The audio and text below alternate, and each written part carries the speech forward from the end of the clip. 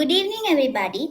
Today we'll learn about the diagnosis of the bacterial and the viral fever. That is how to diagnose bacterial and the viral fever. So we can go with the two criteria, that is based on the symptoms and based on the laboratory parameters. So if the patient is infected with a virus, on the day one itself, the patient will show immunological response. That is, the patient will have sore throat, the patient will have runny nose, the patient will have fever. And if we examine the patient's throat, then we may find inflamed throat. Okay, like this is the inflammation. The tonsils may become inflamed, and the patient will have runny nose and the fever on the day one itself. Now, coming to the bacterial infection has a gradual progress. That is, if the patient is infected with the bacteria will grow in the body for 3 to 5 days, and then the patient will have malaise, and that is a weakness. And the patient may then develop the sore throat, and then the patient may develop the fever. So we can say that the symptoms with the bacterial infection is gradual. So if we examine the throat in the patient having the bacterial infection, it may be patchy, or there may be the presence of the pustules, like you can see here. Okay, there are the presence of the pustules here,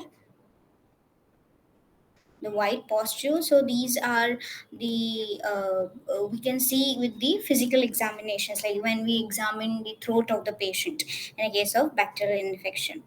Then coming towards the laboratory parameters, if the patient has undergone a complete blood count test, then in that we can examine the WBC count. In the WBC, we specifically examine the neutrophil and the lymphocyte. Okay, so in the bacterial fever, what happens that the neutrophil in the bacterial infection becomes elevated. Okay, becomes it increases with the neutrophil increases in the bacterial infection, and the lymphocyte decreases in the bacterial infection. Whereas in viral infection, the neutrophil count decreases, it is completely opposite, and the lymphocyte count increases. Also, this is based on the laboratory. There are specific laboratory tests available for the diagnosis of the bacterial and the viral infection. That is based on the diagnosis is based on which bacteria or which virus is causing the infection. There are specific tests available. Like although there are many, but some of the example are that if the patient is having viral infection, some of the viral infection diagnostic tests are like the HIV test.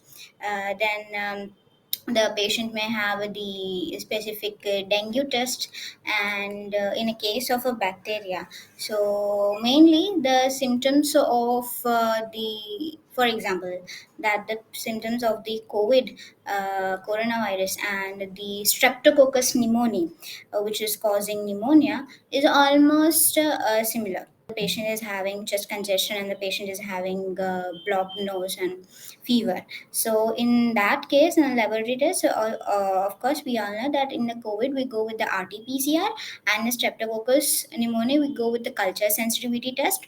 So this will help in a specific diagnosis. If we are if we are confident about the diagnosis, if the diagnosis is specific, we can design the treatment of the patient specifically. We can reduce the use of antibiotics. In the bacterial infection, if the patient is infected with the bacteria, we can go with the broad spectrum antibiotic.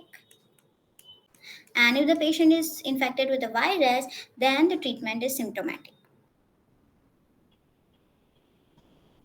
That is, if the patient is having uh, runny nose, then we can go with the cetirizine or other antihistamine. And if the patient is having fever, then we can go with the antipyretics. So this is the difference between the bacterial treatment and the virus treatment. So if we are confident and if we are specific about the diagnosis, we can reduce the polypharmacy, as well as we can reduce the use of antibiotics.